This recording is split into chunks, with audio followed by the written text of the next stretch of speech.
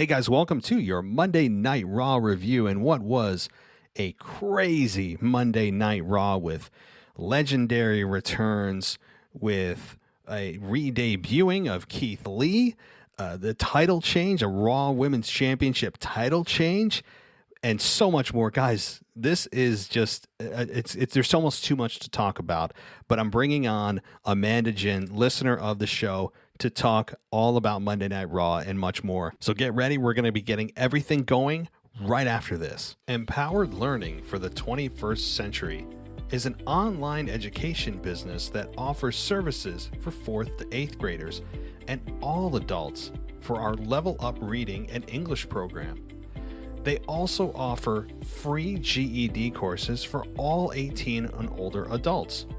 Who do you know who can benefit from their services? Check out empoweredlearningclient.com. That's empoweredlearningclient.com. Welcome to the WWE Podcast, your number one source for the latest in WWE news and straightforward analysis. Are you ready to get this thing going? Give me a hell yeah! I said give me a hell yeah! Then let's get this show started right now.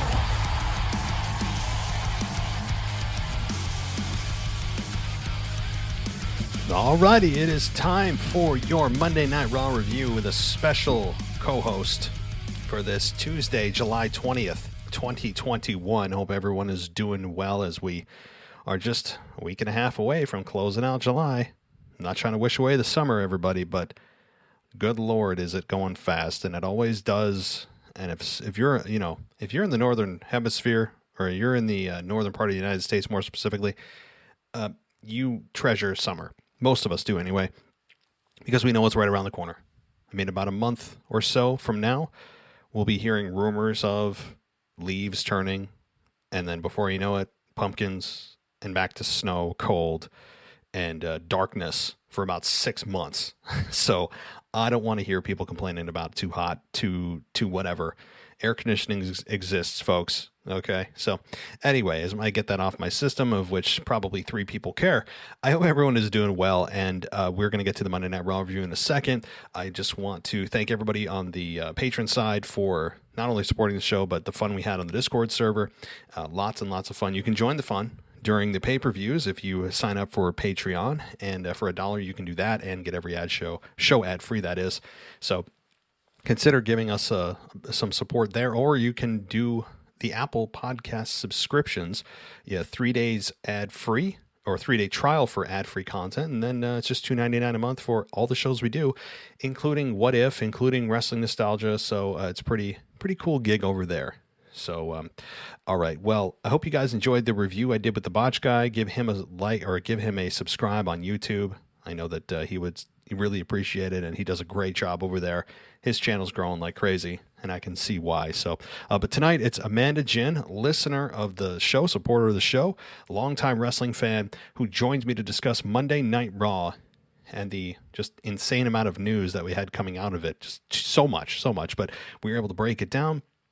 A great conversation with her, as you know, as expected, and I'm sure we'll be bringing her back on in the near future. So, one side note, guys, just so you know, my wife is expecting our second child, and she's due in a couple weeks, but we think she may go sooner. So, what that means for this show? No, I'm not telling you that to have everyone go, "Aw."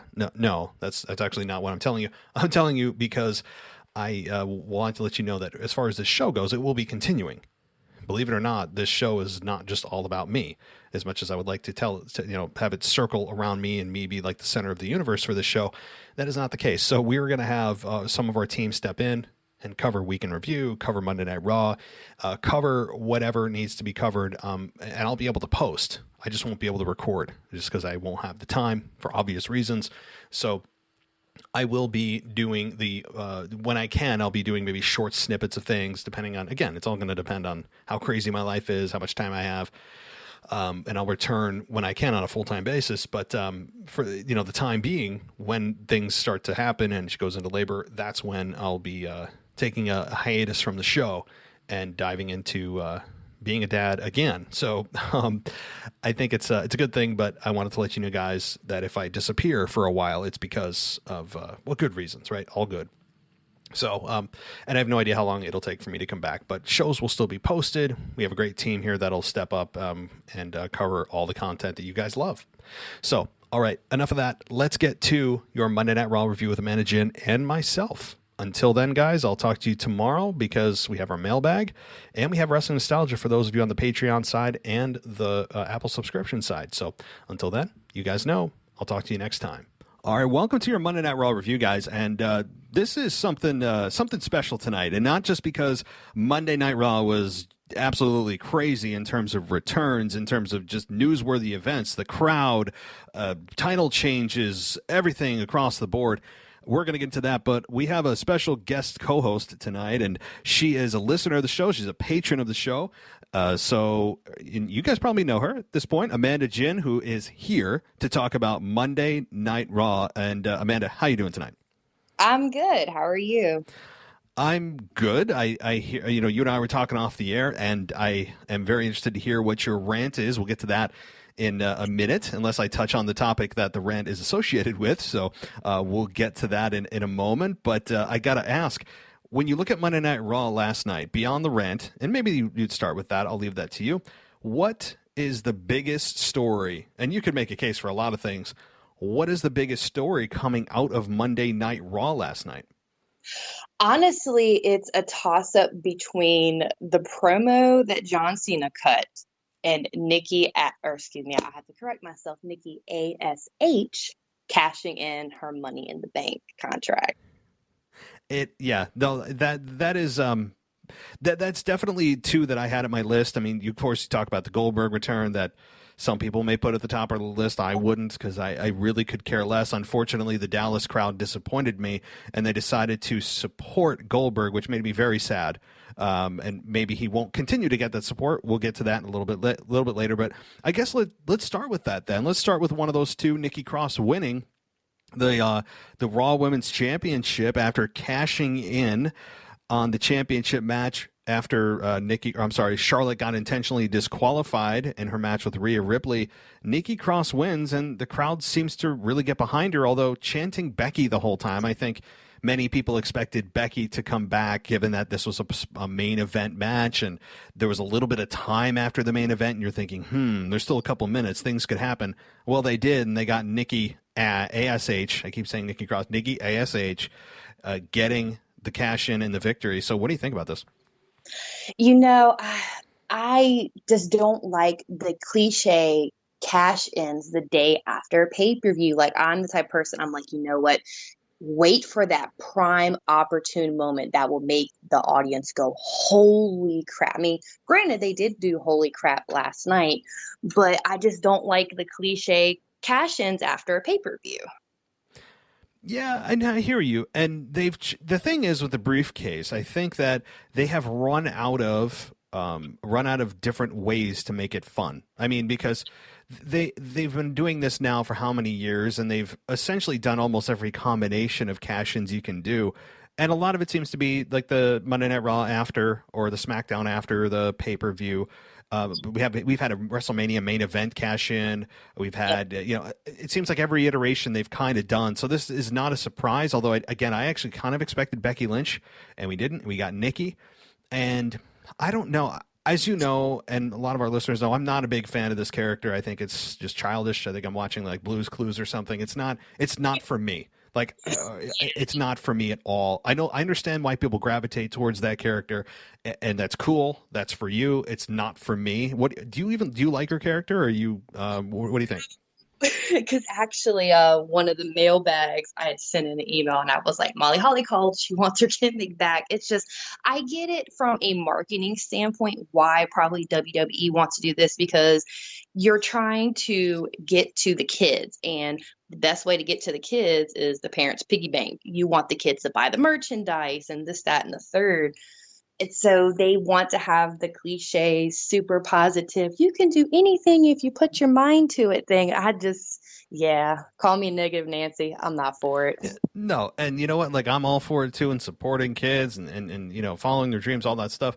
But number one, I don't need WWE to be my parent, like to parent my kids. Like I be the one to send them that message. But it would be very easily parent approved on this message. I think any parent would go, yeah, that's very acceptable. Like, this character is wholesome, and I also don't subscribe to the anything you can do if you just put your mind to it attitude. Like I said, I'm fairly sure that no matter how much I put my mind to it, at 5'7", I would never be able to, in 36 years old, be able to make it in the NBA. Like, I'm fairly sure, like, it's not going to happen even if I sit here for the next 20 years and just use all of my determination to do it. But nonetheless, I'm happy for Nikki. Like, she seems like a genuinely good person. Yeah. I'm happy for her as a human being on human level, but not as a character level. I think I'm not looking forward to this. And when you look at the track record of Nikki since she's returned, she's gotten no credible victories at all. I mean, none outside of the Money in the Bank briefcase win, which was kind of a fluke with everyone fighting amongst each other. And she just kind of reaches over everyone and is like, oh, here it is. And she grabs it. So she's gotten count out victories during the beat the clock challenges against Rhea and Charlotte a month or two ago. She's gotten fluke victories, like a roll up victory. She's got, like, what has she done over the last couple months to actually be a credible champion?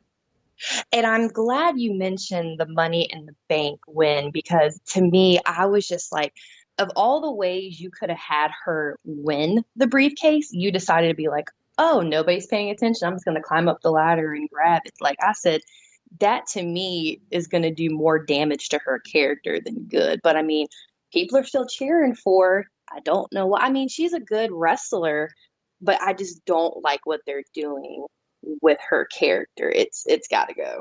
Yeah, she went from one of the most feared women in NXT to like a cartoon overnight, and whatever. I mean, again, I understand the gravitational pull towards it for some people. It's just not for me. But when you look at the women's title picture now as a whole, stepping back, where do you see Becky Lynch now? Like, I mean, people know she's this close, right? Like, and it's actually Becky Lynch. If they're trying to keep this a secret, it's the worst kept secret in the history of secrets, given that Becky Lynch herself is posting stuff about being here where, on Money in the Bank at Fort Worth. She's like, oh, I'm in Fort Worth, hope the women's Money in the Bank ladder match, no one gets hurt or something like that. Like, it's WWE's fault if they're trying to keep this a secret. They're doing it to, I guess, gain interest. I don't know, but where does Becky Lynch stand in all this? That's what I was trying to figure out last night too, because I'm like, I really don't feel like you can just throw her in a program with Nikki, because there's no build up to it. You're going to piss off the fans even more if you just try to throw them in a match together at SummerSlam for the belt. Probably. Yeah, you're probably going to just you're muddying the waters here, and I don't know now when I look at Becky Lynch where she fits in. I don't think anybody wants to see Becky Lynch versus Nikki A.S.H, or A.S.H, whatever. I'm just going to say Nikki. I don't know where Becky Lynch would fit in there other than coming back for a grudge match against who? I mean, there's really nothing to... She didn't leave in a way that would say, oh, I hope she gets revenge on so-and-so. She left on her own accord being pregnant. So maybe Rhea Ripley or Charlotte you would have thought, but I really don't know. Maybe she appears at SummerSlam after Rhea Ripley, assumingly Rhea Ripley, Charlotte, and Nikki are in a triple threat at SummerSlam, and then Becky Lynch makes her date return at SummerSlam instead of beforehand. I mean, I don't know. Yeah, I think that would probably be the most logical at this point, because like I said, I mean, who else can you throw in a program with? It's in the win at this point. And I'm glad you mentioned something about Charlotte, because somebody on Twitter was going on a rant last night, and they were like, you have now made Charlotte a transitional champion, because they had a list of 3 names. I can't remember off the top of my head, but now Nikki is the 3rd person that has cashed in their Money in the Bank against Charlotte and become the champion. I didn't even think of that. Thinking of Charlotte as a transitional champion is insane. Mm-hmm. It's insane. I mean, she is like so far head and shoulders above most of the women that it's not even close sometimes. And she makes everyone she's in the ring with better. Look, a perfect example is Rhea Ripley. I mean, Rhea Ripley was not having good matches. She was having okay matches. She actually had a clunker or two with Asuka of all people. And Charlotte just took her to that next level. And they arguably had the best match of the night at Money in the Bank. I mean, people were going nuts. And even though they made it through the Becky chance, they powered through that. And I loved their match together at Money in the Bank. But yeah, this women's division is a little bit of a, I hate to say it's a mess because I just don't know what they're going to do with Nikki. It feels like why Nikki? Like, why is she doing this now? It feels a little bit premature, but I don't know. Everyone's looking at Becky Lynch, and I think it is either going to be at SummerSlam or the Monday Night Raw now after SummerSlam. But all right, let's move on, and you know what? Let's get your rant out of the way because I'm very curious to see and hear rather what exactly you are not happy about on Monday night. There were a couple of things. The big thing, I'll start first with, Keith Lee debuting. Like, it was great they had brought him back in his home state of Texas, but I don't like the way they went about it. Like, you have him do I felt like it was a rushed match against Bobby Lashley to promote Goldberg coming back. That's number one. Well, yeah, that is, you know what? I thought about this. I first of all, Keith Lee's been gone since January, and I'm glad that Michael Cole pointed that out because I had kind of forgotten where he was. He kind of was in and out and here and there in a storyline. He's not in the Rumble. Where is he? And I'm sure at some point it'll come out exactly what the hell's been going on with Keith Lee over the last 6 months. We have no idea. COVID, personal issues, creative, who knows? Probably a combination of those. Now with Keith Lee coming back, it seems like it's a trend with WWE as of late where they are completely blowing up their typical model of a returning star or a debuting star getting a victory upon their debut or return. And Keith Lee is an example. Zelina Vega, upon her return, loses her match that night. Karrion Kross loses his match that night on his debut. It's they almost never, ever do that. There might be other examples I'm not thinking about, too. No, I was going to say, it's actually interesting you mentioned Karrion Kross because that was going to be my next rant. I was just like, what are you guys doing? Well, go ahead. Karrion Kross, what upset you so much about Karrion Kross losing? Was it just the fact that he lost? Or do you maybe, like, what exactly are you upset about beyond just he lost? Why? I think the biggest issue with me, and I think a lot of people on social media were chiming in on this too, was the fact that you have an undefeated NXT champion. Now, mind you, I'm not well-versed in NXT, but I do read a lot of stuff about it. And you have him have a debut match against Jeff Hardy, but then you have him lose. So you're going to have his first debut match on the main roster losing, and then you're going to have him go back to NXT. Like, I just don't get it. Yeah, that is a little, it is a little head scratching. On the flip side, if you're looking at this from a positive perspective, this changes up the formula where you are just typically a shoo-in to have a person debuting or coming up or returning automatically win that match. Like, I mean, it's almost a science that person always wins that match just because they're new or returning. And there's at least that where it's like, whoa, I didn't expect them to lose. I mean, when Zelina Vega lost, I'm like, wait, what? Like, I mean, I was like, she just came back. What are you doing? Keith Lee in a loss here. Kind of going back to that with the Keith Lee, Bobby Lashley story. I was good to see Keith Lee back. He got a nice reception on his return. I think, though, that people kind of like Nikki A.S.H were a little bit disappointed that it wasn't Brock Lesnar's music, I think, and we'll talk about Goldberg in a minute. But Keith Lee coming back was nice. Having him at least in somewhat of a competitive capacity against Bobby Lashley was good. It wasn't just a squash like Kofi, albeit very deserved, I think. So it was nice to see him competitive in that match, even in a loss. Yeah, and then jumping back to Karrion Kross, the fact that he lost by a roll-up. Yeah. I mean, you had him lose clean, and I think the fans would have been a little bit more receptive to it.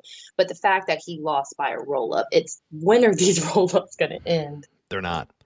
I mean, they're not going to. I don't know why anyone even tries to hit a finish at this point. A roll up seems to be more effective than kneeing somebody in the face with all of your all of your body weight. But I don't know. Maybe it was the old music for Jeff Hardy gave him some kind of superpower. I don't know. Which, by the way, I love it. I've forgotten how much I like that music. I did. It's awesome. So I didn't know if you wanted to say anything about that too. It was nice to have him go back to a classic, so I was happy to hear that. Yeah, it was. I was like, whoa. And even I'm glad the announcers acknowledged it, and it felt like it rejuvenated Jeff, even though he didn't change a thing about anything he did except his music. So that was cool. And I'm the whole roll up thing and having Jeff Hardy actually cheat to win. And that's what was even weirder to me, was that he cheated to win. Fans didn't care. The announcers phrased it as, oh, Jeff Hardy got a little extra help, I think is what Corey Graves said. And I'm like, okay. Like, they cover the baby face and they call out the heel when they do that. So they're trying to frame it differently, even though it's the same exact thing. It's cheating. So were you surprised that Jeff Hardy actually cheated to win? I was very surprised because I really don't remember a match where I've seen Jeff Hardy use a roll-up to win. I mean, I might have to go back to some years ago, but a heel character, I would expect. So I would have figured, Karrion Kross maybe would have did a roll-up and cheat to win. I wouldn't expect the Jeff Hardy to. Yeah, I agree. Considering Karrion Kross as a heel it makes sense. But I think ultimately, even though he lost in his debut, he will be made whole at SummerSlam, presumably if these two square off against one another, that Karrion Kross will be the one to get the last laugh. And I think having that be the lasting image in fans' minds rather than, oh, he lost in his debut match? Oh, no, that's it. He's screwed. I mean, no, I think fans are going to look at it as there's more to come. Even Karrion Kross gave a warning to Jeff Hardy that you made the biggest mistake of your life. This tells you, okay, this program's continuing, likely into SummerSlam, where Karrion Kross will get a clean victory over Jeff Hardy and make him pay, which matters more than losing in your debut. I think that's what they're doing, is looking at the bigger picture. Right. And then speaking about theme music too, I'm not familiar with his NXT theme music, but apparently there were some people ranting about why did they change his theme music to the old theme music or do you know anything about that? No. I have not heard. It was totally a surprise to me when I heard it. I have not heard the reasoning for it. And I would assume safely, I think, that it was to kind of freshen things up. What's old is new again, maybe. Mm-hmm. I think that's really the only reason. I don't think it's a sign of a heel turn or anything. At this point in Jeff's career, why I wouldn't mess with it. Jeff Hardy's a legacy babyface. If anybody's pointing to, oh, that's a sign they're going to turn him, no, they wouldn't turn him unless they view him in something that they can invest in down the line, and Lord knows they need actual star baby faces right now. And yes, I know John Cena is back, but he's only back likely for the next 4 weeks and then gone to Hollywood again. So certainly I think Jeff Hardy, just leave him alone. Like, leave him alone with his old music and do his greatest hits and have him lose to Karrion Kross. That's probably what's going to happen. So, all right, let's move on here to, oh boy, what do I do? Well, since we did cover Bobby Lashley to some degree against Keith Lee in the competitive match, Goldberg ends up coming out to interrupt Bobby Lashley. And the crowd, again, I was not happy with you guys in Dallas. You guys were hot for some things, and you guys were, energetic. That's great. And you did add to the show. There's no doubt. But guys, you disappointed me very, very much when you cheered for a 54-year-old man to come out there and just, again, walk into a championship picture because why? Because why? No one has explained why Goldberg, at 54 years old, who did not make his career in WWE, by the way, he made his career as a one-trick pony in WCW, albeit a very, very successful one. He was the right guy at the right place at the right time. Extremely intense, not taking anything away from him, but he's a one-trick pony. And at 54 years old, he's like a half-trick pony. Like he's in great shape. Don't get me wrong. If for 54 years old, the guy is a beast. He seems like a genuinely good human being, but he has no business getting into WWE and immediately being injected into a championship picture that should be occupied by stars that need to be elevated. And rather than a guy that's going to be, hit one hit wonder, like I'm going to either win or I'm probably, I would assume he's going to lose the match, hopefully, and then be gone. Right. So what did you think about this?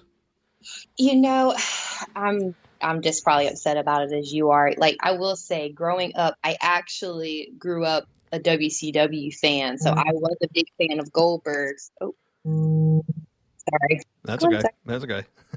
I hear phone buzzing. If it's important, go ahead and take it. Oh, I just have no idea who's trying to call me. Okay, fine. Okay, all right. So, I grew up a WCW fan, so I liked Goldberg, but I'm at the point now. I'm like, okay, you're 54 years old. You've done what you've done with your career. How can you just come back and take the spotlight off potential people that could come in and just automatically walk into the title picture? God forbid he wins. I mean, I don't know who they'd have him lose it to from that point if they go back to Bobby Lashley, but I feel like at the end of the day, it's all about money. Goldberg will take a cheaper paycheck than Brock Lesnar will at the end of the day. Yeah, I don't know honestly what has what the stalling is being caused by, or the lack of being able to come to terms with Brock. I don't know. I would assume it. I mean, it could be money. Brock should get a bigger payday than Goldberg. Brock's a bigger star than Goldberg. He's a better performer than Goldberg. He's about better at everything, I think, than Goldberg. I mean, again, I know everyone thinks I'm a Goldberg hater. No, I think there was a time and place for him, and he was an important piece of WCW, and he had some memorable moments in WWE, but he does not, at this stage in his career, need to be in an automatic championship picture. An automatic championship picture because it feels like there's some kind of entitlement there. And I was hoping the fans would absolutely destroy Goldberg and boo it, and they didn't. Maybe things will turn as they get closer to the pay-per-view, and maybe even at the pay-per-view in Las Vegas, fans during the match will start to turn against Goldberg and go for Bobby. But I was hoping they'd do that at Money in the Bank, and they didn't. So, do you have any other thoughts on this whole program that's inevitable for SummerSlam? Yeah, I was disappointed with Dallas not booing him, but I think, like you said, too, as time goes on, I think certain areas will probably, hopefully, boo the mess out of him. Like, why are you bringing him back? We do not want to see him go against Bobby Lashley. And then, too, like, all he did was come out and he was like, I'm next. I was like, hey, look, if you're coming back, at least cut a decent promo. Just saying that and leaving, I was just disappointed all around. Well, Goldberg isn't exactly known for promos either. I mean, he's done some okay ones. Ne's never ever done an A+ promo in my mind ever. And we all know what kind of match, by the way, we're going to get with Goldberg. There's never variety, and we're not going to be, oh, well, maybe he'll surprise us and he'll do this and that. No, he won't. Like, we know what his arsenal is. It's jackhammer, spear, and maybe you throw in one other random punch or kick or something. Like, it's usually about 3 moves total. I mean, we should count them. Like, we should have a high, like an over-under on the number of moves Goldberg's going to perform at SummerSlam. And I would venture to guess it's under 5. So that said, though, it's interesting that he did say that when he came out and screamed, I'm next. And the reason I say it's interesting is because on the review show I did with the Botch Guy on YouTube, he mentioned during the show that Bobby Lashley tweeted out who's next right after he won. And we both said, damn it. Yeah. Right? We're like, no. So that's, I think, why. Yeah. We all had our hopes up for Brock. And once again, WWE has disappointed us. Well, when do you think Brock is coming back? I think it's a not an if, it's a when, but when do you think Brock is coming back now? If he does, I feel like the biggest draw for him would have to be WrestleMania. Okay. I think if they can get Bobby to WrestleMania as champion for this long. I mean, maybe. I mean, there's what, like 7 months left, 8 months. I don't even know now. Can't do math. So they have about 8 months or so until WrestleMania rolls around, which means I don't know if they can keep Bobby a champion for 8 more months and then have opponents for him stacked up for 8 more months. But yeah, no question that's the biggest draw, but I don't know if they could get or have that length of time as Bobby as champion. But I would venture to guess if people are wondering, probably maybe the Monday Night Raw after SummerSlam. Like, I think they want Brock Lesnar in there as quickly as possible. And they want to keep the ratings up. So I'd say probably second best would be Survivor Series, but I'm still big. Like you said, you don't know how you can keep the title on Bobby Lashley for that long.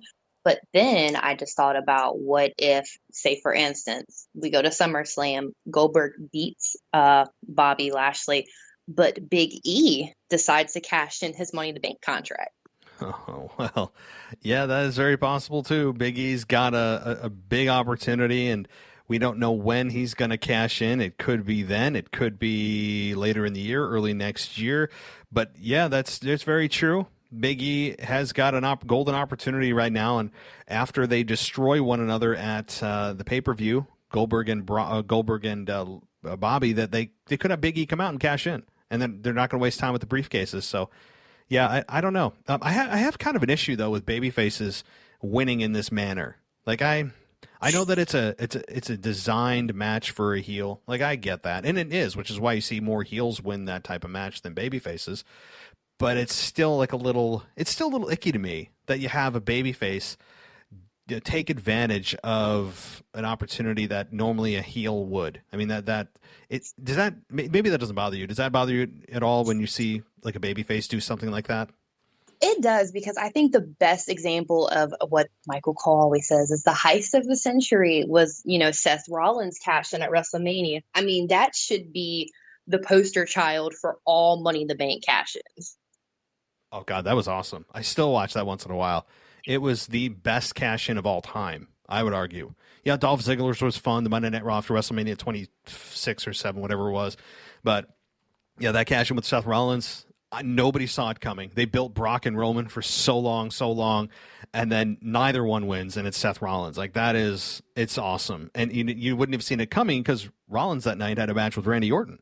And he lost that match to Randy Orton after one of the most insane RKOs of all time. And then you're like, oh, well, his match is done, and he's out of your mind. And you're like, oh, that's right. He's the Money in the Bank briefcase holder. So that was awesome. I agree. Yeah. So, all right, guys. Well, Goldberg is unfortunately going to be a part of our lives for the next 4 or 5 weeks as we roll into SummerSlam season. So Brock Lesnar is nowhere to be found. Perhaps he will also re-debut at SummerSlam. I don't know. But let's talk about John Cena's promo that opened the show. So you said you really enjoyed this. There was a poster I saw in the stands that somebody said, John Cena, enough said. I mean, say what you want about John Cena. People love him. People hate him. My husband's chiming in the background saying he's whack. Of course, he does not like John Cena. But that man can cut a damn promo. I don't care what nobody says. He can cut a promo. I think he is one of the top 3. Like, I was not a John Cena fan. And, just because he was the epitome of the PG era, he was the poster boy, the poster child for the PG era. And The Rock, when he came back in 2011, said it perfectly, that you went from Austin 316 to the can you smell what The Rock is cooking to you can't see me. Like, it was just, it's a perfect way to frame John Cena as just like this childlike character that you went from Austin 316 to flipping off people, drinking beer, stunning people, and then you go to John Cena, who's all about hustle, loyalty, and respect. It was never my thing. At the same time, I did respect the hell out of him. He can cut a promo. He carved up The Rock when they had their whole program. I mean, like, I'm a big Rock fan, but he killed The Rock in the promos. He killed Roman Reigns in their initial meeting in 2017. If anybody's seen that, by the way, if anyone hasn't been made aware or you weren't a fan in 2017, Roman Reigns and John Cena have done battle before, and they had a war of words that was really not a war of words as much as it was a complete demolishment of Roman Reigns on the microphone. Have you seen that before? Empowered Learning for the 21st Century is an online education business that offers services for 4th to 8th graders and all adults for our Level Up Reading and English program. They also offer free GED courses for all 18 and older adults. Who do you know who can benefit from their services? Check out empoweredlearningclient.com. That's empoweredlearningclient.com. Welcome back to the WWE Podcast. Let's get back to more great wrestling audio.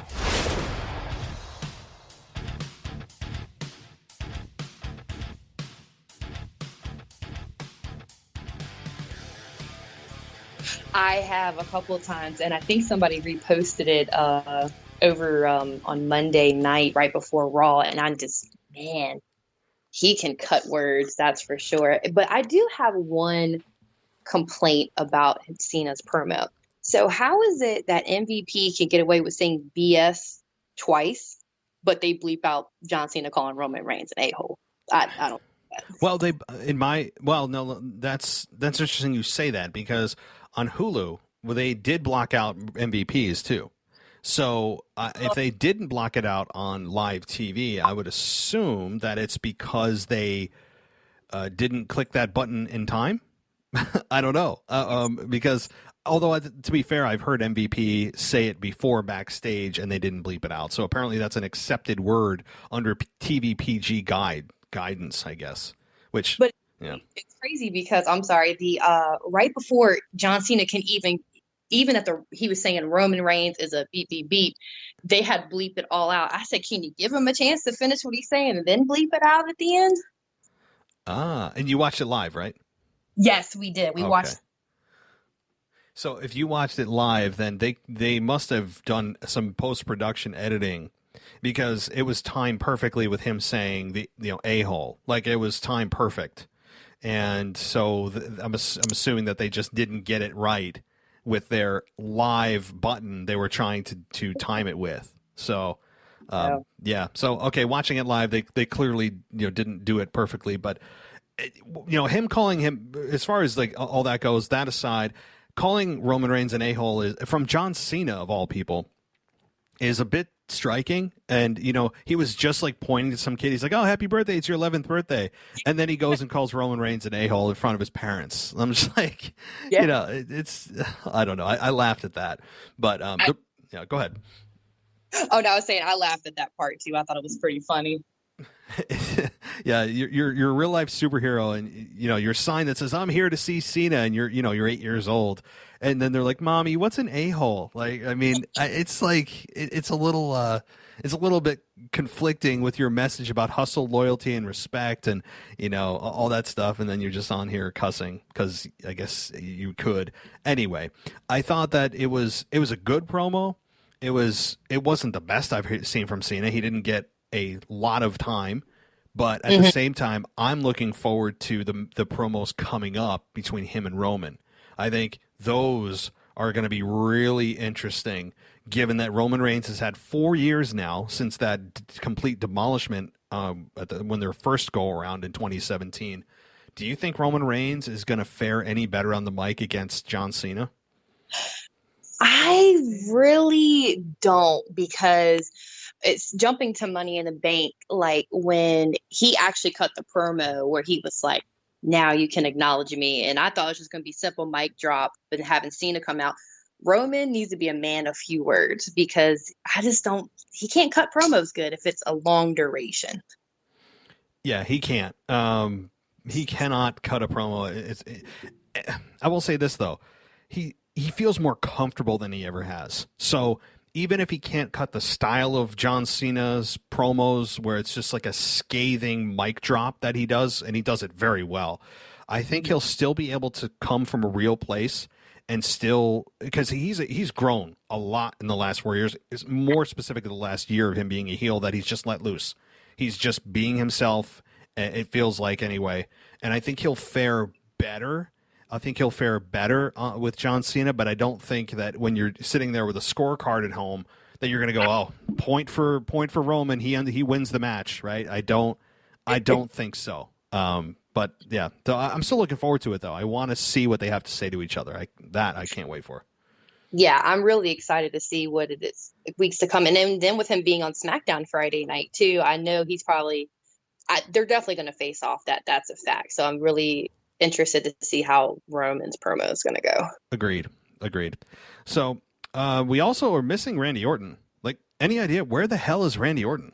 I mean, have you heard anything? I have not heard anything. I really was thinking that, he was going to show up at Money in the Bank and either help Riddle or mess a Riddle up. And, that was going to be a feud going on between you. I haven't heard anything about injuries or family issues, but he needs to hurry to get that. Yeah. And I think there is a time. It's time now. It's time to bring Randy back. I know that, that it was nice with Riddle. They showed us that he could hold his own, and he did, and he still is to some degree. But it's like, all right, he's been gone for a month now. Can we get Randy back in the fold here? I mean, it's time to continue to progress this.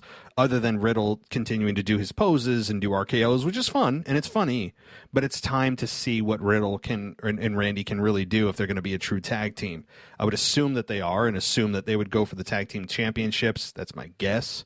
But perhaps with SummerSlam coming up, maybe they go the other road and drop an RKO, and it's Riddle versus Orton. I mean, so either way, let's talk about the Riddle and Viking Raiders versus John Morrison, AJ Styles, and Omos. This match, what did you think about this? I thought it was pretty good, but my biggest issue is I just don't want to see AJ Styles as part of the tag team champions. I'm all for the free AJ movement. I want to see him back in singles competition. Oh, yeah. No, I'm done with AJ Styles in a tag team. I don't care if it's for Omos being elevated or trying to live under the learning tree of AJ Styles. I think AJ Styles being in a singles role supersedes Omos's growth as a star. I mean, you can still have Omos in some kind of other tag team if you're that concerned, or have a mentor. I don't know, but to me, you're sacrificing the greatness of AJ Styles for the potential of Omos. So I agree. AJ Styles needs to be on his own. It feels like Shayna Baszler and Nia Jax all over again, except the men. Oh, yeah. Don't even get me started on that. Yeah, no, I hear you. It's Shayna Baszler. Well, we'll pause there because it's Monday Night Raw, but yeah, it's that's not a good situation either. So, all right, let's see. Natalya and Tamina defeat Shayna Baszler and Nia Jax via pinfall. Well, go ahead. I don't understand why they keep putting Nia Jax and Tamina, not Tamina, but Shayna Baszler together. Shayna Baszler is such a dominant female wrestler. Why do they not give her the opportunity to shine and keep sticking her with Nia Jax? And it was interesting because how when they lost the match at the end and they were fighting, I was saying, this is it. She's going to attack her. They're going to have a feud. It's over with. No, they decided to go after Reginald. And then the craziness with him now being the 24/7 champion. Yeah. Yeah, I don't know. The 24/7 champion, Reginald, I know he had a match too on Monday Night Raw with Akira Tozawa. This was not on Hulu. Unsurprising to everyone that it was not on Hulu. It completely irrelevant match. I don't even know what to make of Reginald at this point. But Tamina and Natalya, it seems as if they went from heel on Money in the Bank back to a default babyface, I guess, with Shayna Baszler and Nia Jax. I don't know. Yeah. No. I thought that was interesting because I was talking to my husband about it when we were watching Money in the Bank. I said, I thought they were supposed to be a babyface tag team. Are they going to start turning them heel? Like, what's going on? I don't get what they're trying to do with them right now. Honestly, they probably don't even know what to do with them at this point. I don't think they know. They don't know. And I think that when they pulled Shayna Baszler out of the tag team and she was doing kind of the singles thing with Alexa Bliss, I was like, okay, finally they're bringing Shayna Baszler out of the tag teams and they're putting her in a singles role that we all know she belongs in. But I'm sitting there going, but it's Alexa Bliss, and we all know what they're going to do with Alexa Bliss, and sure as hell they did. And of course WWE got all their backlash, and that went by the wayside, and we got right back to a tag team as if that never happened. So when do you see Shayna Baszler finally just breaking off and being a singles competitor where she should be in the women's division. Do you see it happening soon, later? I hope they can do it in the coming weeks leading to SummerSlam, and then maybe them have a match at SummerSlam, but the sooner the better. Yeah, no doubt. All right, Sheamus versus Humberto Carrillo. Sheamus beats Carrillo after a brogue kick, and they replayed the nose breaking of Sheamus. That was brutal. I mean, that's real. That's not a work. I mean, Humberto Carrillo with his forearm being shown on a replay, of course, from 2 months ago, nailing Sheamus in the face. You could visibly see, so those that are squeamish, don't watch, but you could visibly see his nose get displaced. I mean, it was brutal. And so Sheamus is wearing that protective covering over his face, which some are saying it's a steel face mask, so he's using it as a weapon, which is perfect as a heel, and it looks ridiculous on top of it, which is even better. So Sheamus, I'll say, as the United States champion, is being the most underwhelming United States champion of all time, but it's not his fault. He got completely forgotten about after WrestleMania. They just had him win, and then they're like, okay, we don't know what to do with you, so just kind of, spin your wheels for the next 4 months. So what do you think about Sheamus right now? I'm curious as to what, I guess they're looking at maybe putting him in a promo or, match up with Damian Priest, but I want to see more for him because I know what Sheamus can do. He deserves better. Yeah, no, he does. Sheamus is a hell of an athlete. He's one of the most physical guys in the ring. I'll tell you, if I was a wrestler, I would not want to be in the ring with Sheamus because it's not that he takes liberties and he's intentionally trying to hurt people. But man, he's not a guy that's gonna pull any punches or be gentle with you. He's gonna make his stuff look good, and he's gonna beat you up. He's gonna leave you bruised, and you're gonna be hurting when you roll out of bed the next morning. And I, to some degree, I respect that though. I do respect the work ethic and style of Sheamus, I gotta say. All right, well, the next segment we had here, Drew McIntyre attacking Jinder Mahal after Veer and Shanky and Mahal were in the ring. We're cutting a promo, and McIntyre, man, wow, he attacked. He got one shot in on Jinder Mahal, which made sense. He's the main guy. He's the kingpin. You don't want to blow off too much heat on him, so he escapes. But as far as was it Veer or Shanky? I don't even know which name. I think it was Veer or no Shanky.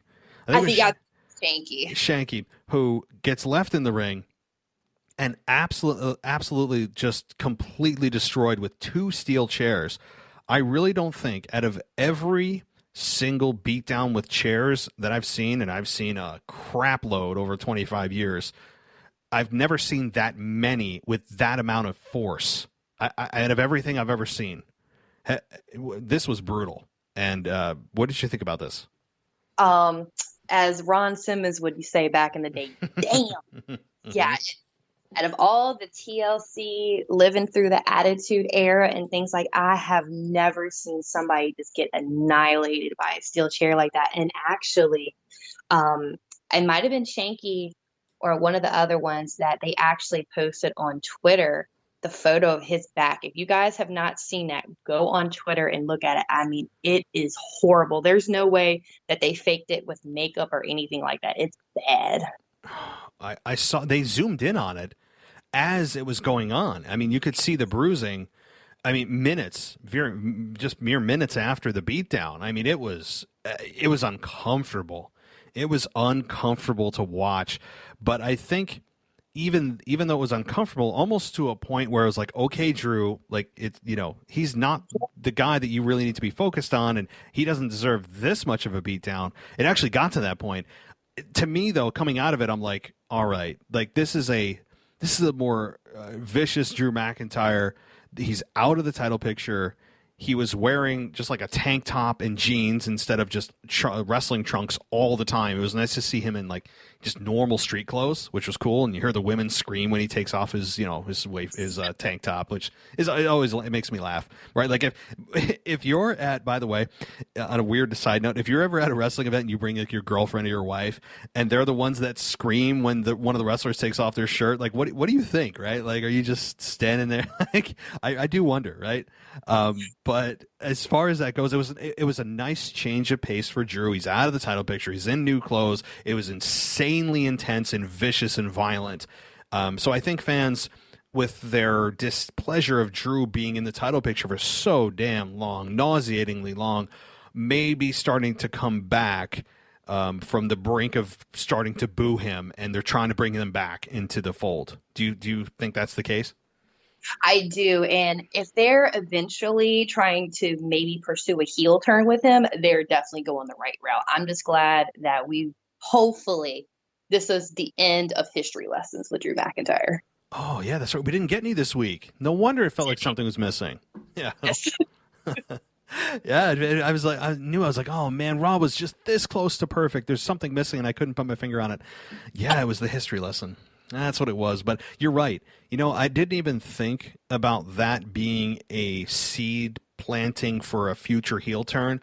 But we've seen this in the past where there's that person, whoever that may be, is a babyface at the time, putting on a vicious beatdown.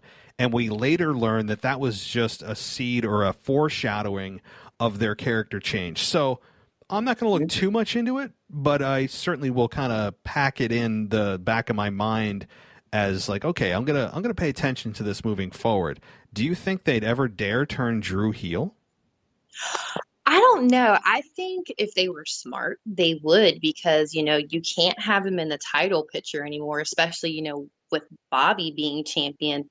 That's what had brought me to my point earlier about, if Big E cashes in Money in the Bank, you could have him go against Big E as a heel, even though we don't want to see Drew in another title matchup. I think that would be an interesting match to see Drew going into it as a heel.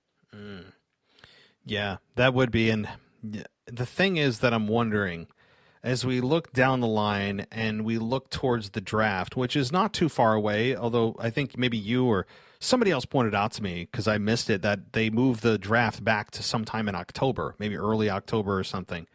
And if that's the case, then that you would assume that Roman Reigns and Drew McIntyre would be on the same show. You would assume. And I think they should be, because that's a main event waiting to happen. That's even, you could argue, a WrestleMania main event waiting to happen. So with Drew on the same show as McIntyre, or Drew's same show as Roman, you could have those two naturally gravitate towards one another towards WrestleMania if say The Rock isn't available for Roman Reigns, in Dallas next year.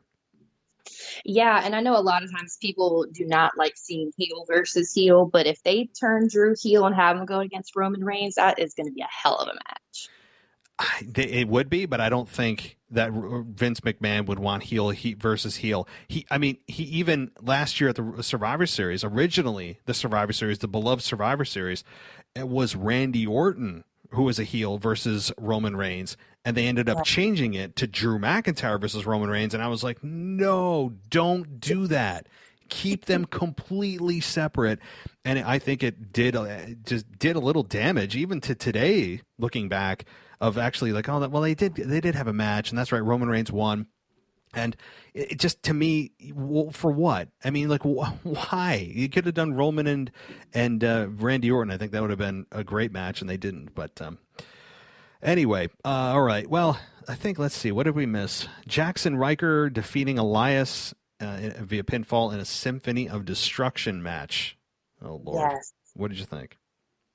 It was funny because I think I had either tweeted out or people were talking in the Discord chat, and I was like, what in the Jeff Jarrett hell is this? I mean, it was interesting.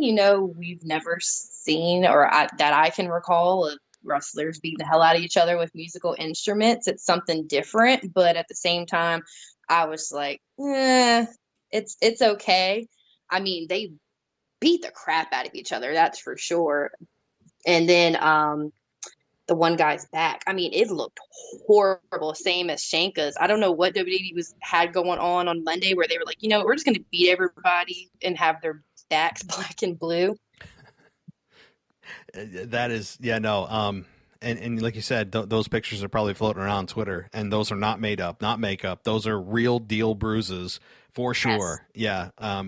Well, I mean, honestly, I didn't even. This is not on Hulu, and I try to keep up with what's going on outside of Hulu, and it's usually a lot of stuff that is I don't want to say irrelevant, but not as important as a lot of the stuff that they have else going on. But I thought Jackson Ryker and Elias were kind of done with one another, but apparently that's not the case. And I honestly don't know how was the crowd reacting during this? Did the crowd even give a damn? I was actually surprised. The crowd was really into it, and I was hoping they wouldn't, because it's like, we've seen them how many times now? It's at the point you're beating a dead horse with this match. It's time to let them go and get them in promos with other people, but they were actually really into it. I think what we're seeing is a lot of artificial excitement for things where once we get past the novelty of being back, that fans will kind of level off into a normalcy where it's back to business as usual, cheering things as you cheer, booing things as you boo, instead of just being excited about everything. I think it's also giving WWE a little bit of false confidence about what they're doing. So if I were them, I wouldn't put too much stock into the reactions I'm getting over the next few months.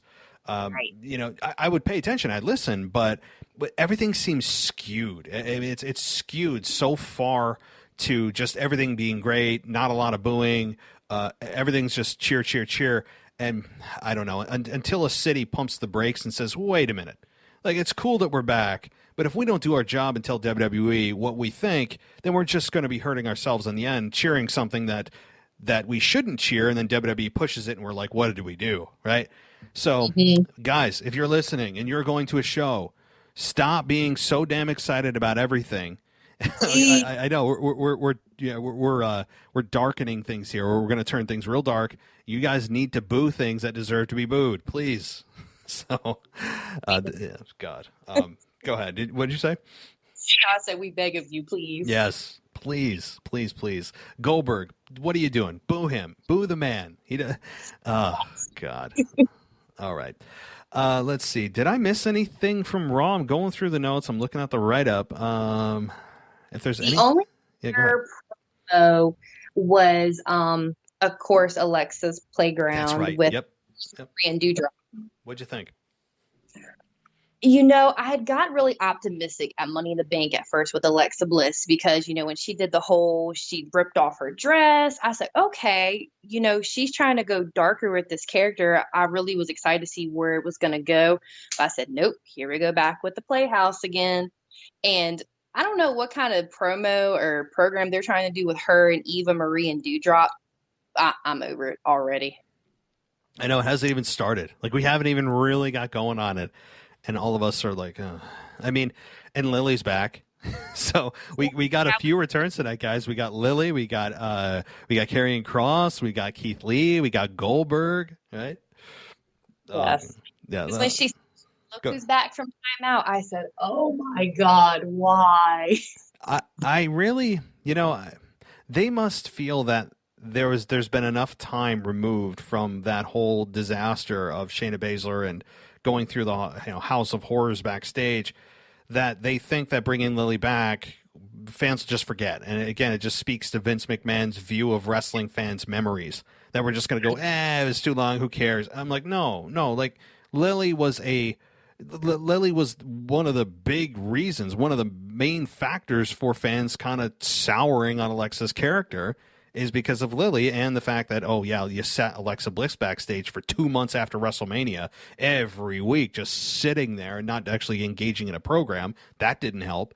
But this whole thing with Dewdrop and Eva Marie talking about evolution, and then Eva pretending to trip. It was by the way, the trip that she did was like so contrived. It didn't even look close to natural. It was bad.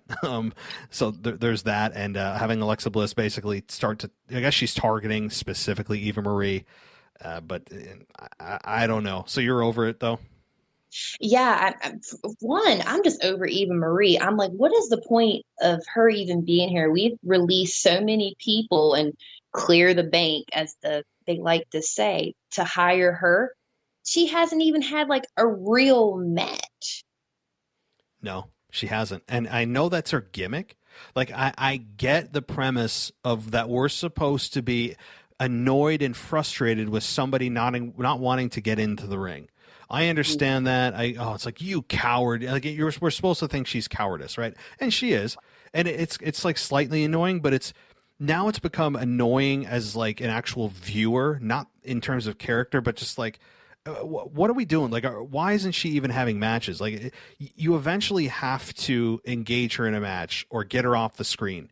And why isn't management stepping in on a storyline level, like Adam Pearce saying, Eva Marie, like, if you don't compete in this match, you're suspended. Like, I mean, why is management allowing her to collect a paycheck and not compete in the matches? Right? I mean, like, we're thinking about, I don't know. I don't get it. I mean, if you were going to bring her back, you should at least bring her back as a valet. I mean, she's not doing anything at this point. No, nothing other than, just worried about how she looks and all that. It's just, and you have Dewdrop that we just, I don't know, that whole name that is just, it's really kind of demeaning, actually, I think, when you really, it's just so demeaning. It really is for the women's division. And you name somebody Dewdrop and then she's too scared to speak up, like for herself, and say, hey, no, my name is Piper Niven or whoever she wants to be named. And she goes along with it. For what reason? They still didn't tell us about the relationship between Dewdrop and Eva Marie. Why are they together? Why is she listening to Eva Marie and not just laying her out? Yeah, I don't get it either. The way they brought her up, it was just so backwards. I don't know if eventually they're going to do a program where, she turns on Eva and really she's like, I'm not Dewdrop, I'm Piper Niven. I mean, that would make the most sense at this point because you got to do something.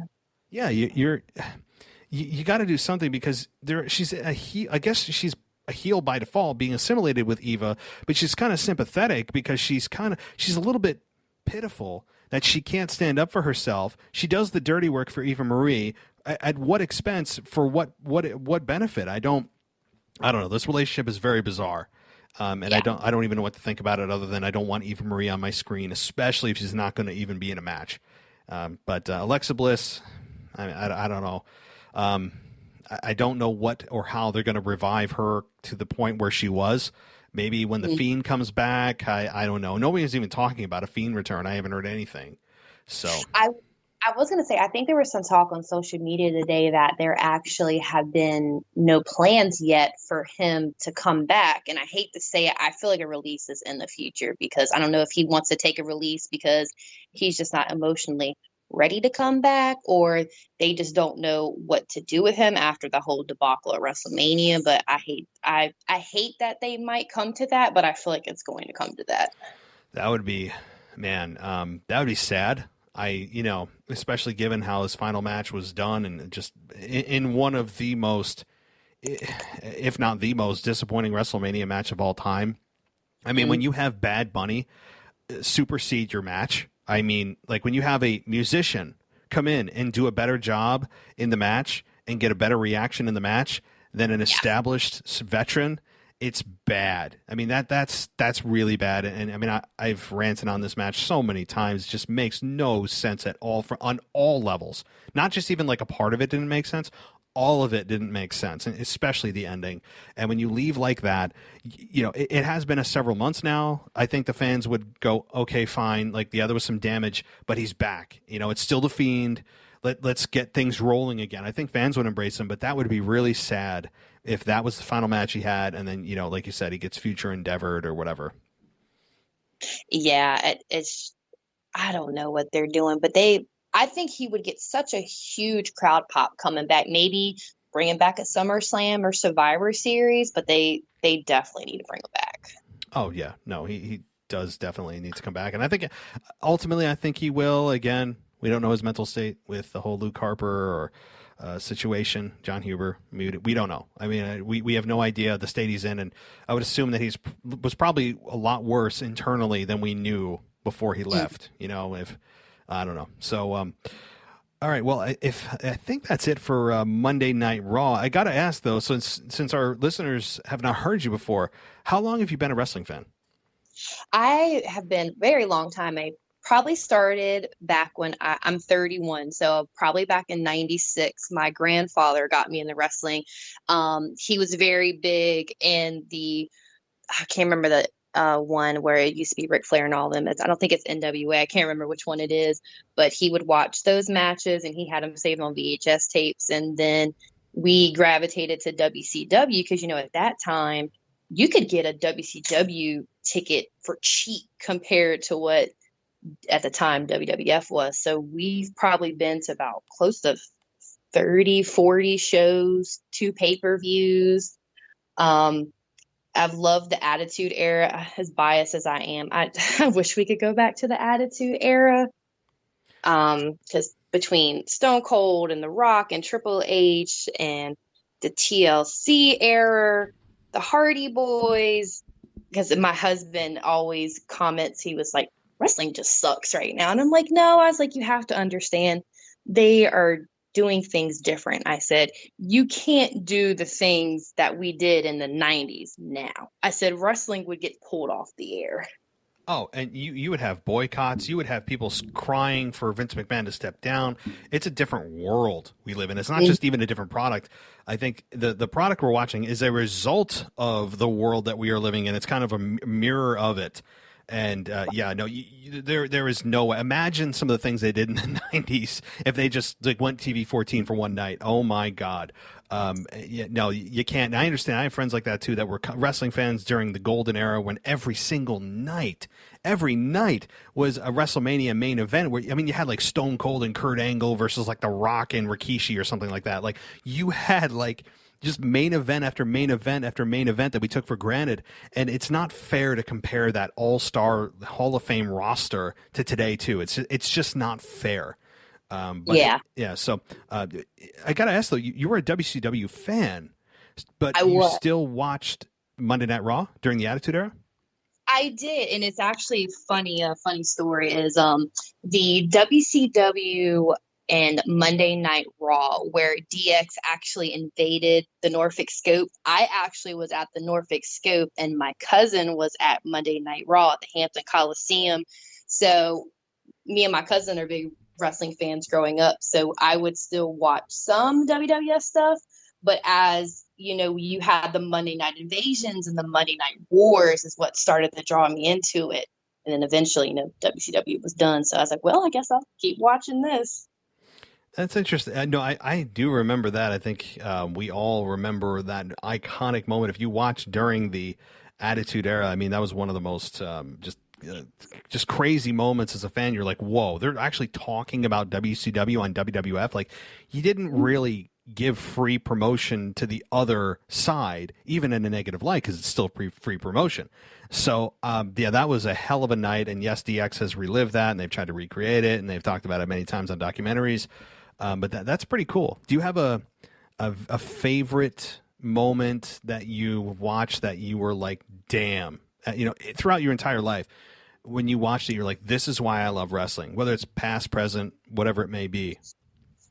Wow, you really put me on the spot with that one. It doesn't have to be your favorite of all time, but like things that come to your mind that you're like, that give you chills even when you see it today. It was probably the Rock versus Stone Cold. That's definitely top of the list. Just the whole TLC era in general. I can't pick one match itself, but anytime you got the Dudley Boys and the Hardys and Edge and Christian, you were on the edge of your seat the entire night watching it. Yeah, no, and their TLC match at WrestleMania 17, and and Jeff Hardy jumping off like 20-foot ladder onto Bubba Ray Dudley, and Edge spearing Jeff Hardy out of midair. Those are moments and spots that you just do not forget.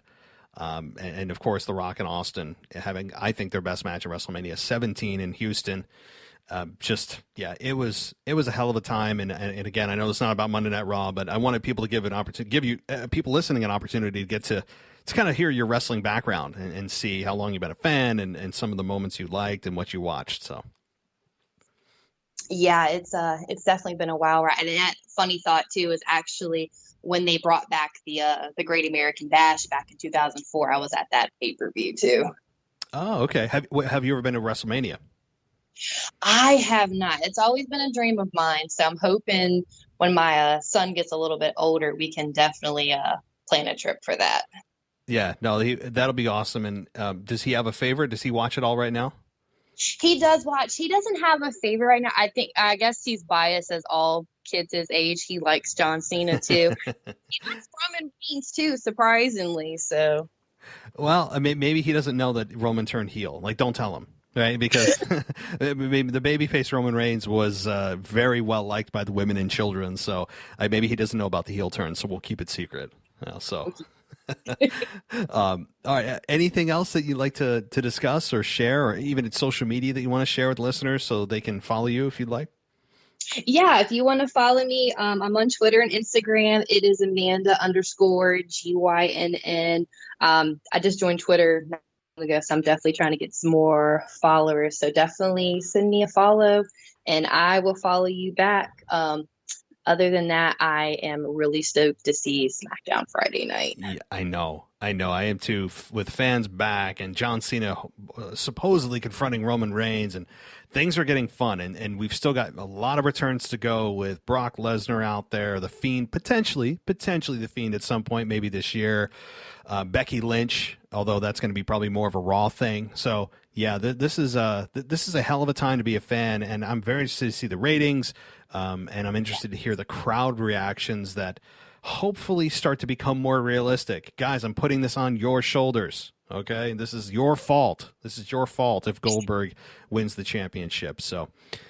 Well, Amanda, thank you so much for coming on. It's a blast to be able to finally connect with you. I know we've been talking in Discord and we've been chatting on Twitter and so forth. So it's really cool to finally connect. Yes, and it was fun being here. I had a blast. Awesome. Well, we'll definitely have to reconnect again on here. I think that fans would enjoy it, and I will be, I'm sure, in touch with you very shortly. Yes, talk to you later. Have a good night. You too. Bye.